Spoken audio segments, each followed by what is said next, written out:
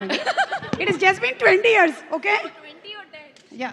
శేష్ విన్నారా ఏం చెప్పిందో మృణాల్ ఎవ్రీ ఇయర్ ఒక సినిమా రిలీజ్ అవ్వాలి అని చెప్పింది తనది. మరి మీ సంగతి ఏంటి? ఇలా మీరు ఎవ్రీ ఇయర్ చేయాలి అంటే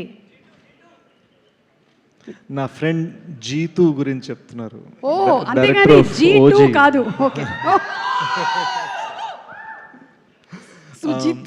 సుజిత్ యూనో మనం ఎన్ని సినిమాలు చేసామన్నది కాదు, ఎంత మంచి సినిమా చేసామన్నది అనేది నా డిఫాల్ట్ లైఫ్ ఫిలాసఫీ అనమాట. సూపర్. నేను ఏదేమైనా సరే వీళ్ళు ఏదైతే ఫీలింగ్లో ఉన్నారో, ఏదైతే ఒక అభిమానం ఉందో, ప్రేమ ఉందో, అదంతా ఏంటంటే మన కృషి మీద, మన ప్రయత్నం మీద. సో దాన్ని నిలబెట్టుకోవాలి. Everything I do, I literally do so I can make them happy, because seeing them happy makes me happy. So అది 1 year 2 years అన్నది కాదు, ఎప్పటికైనా సరే లైఫ్ టైం అదే ప్రయత్నం ఉంటుందని నా focus.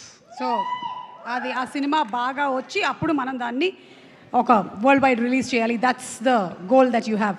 It has to be. Yeah it has to be. అంటే జెన్యున్గా చెప్తున్నాం భయ్య, ప్రాణం పెట్టేసిన సినిమాకి. మృణాల్ గారు would have slept 4 hours, I slept 2 hours.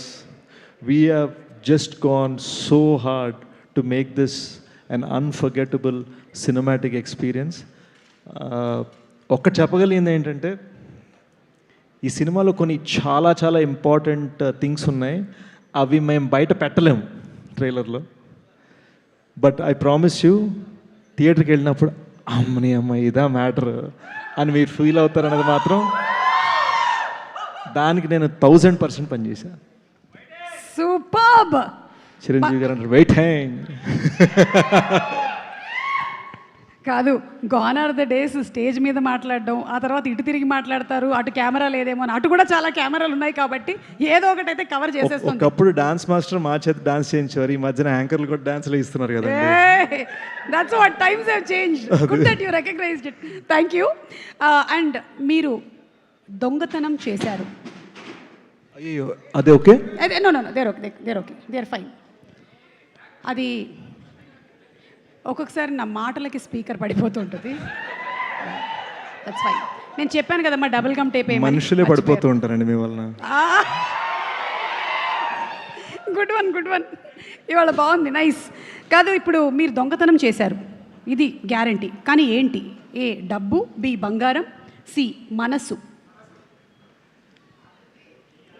మనస్సుని బద్దలు కొడితే మనం ఏం దోచుకుంటాం అనేది మ్యాటర్ ఈ సినిమాది. అంటే మనస్సుని బద్దలు కొడితే మనం ఏం దోచుకుంటాం అనేది మ్యాటర్. అమ్మో, చాలా వరకు అర్థమైపోయింది నాకు. ఇంతకన్నా నేను అర్థం చేసుకోకూడదు కూడా. ఓకే, మీరందరూ పడుకొని చాలాసేపు అయింది. మనం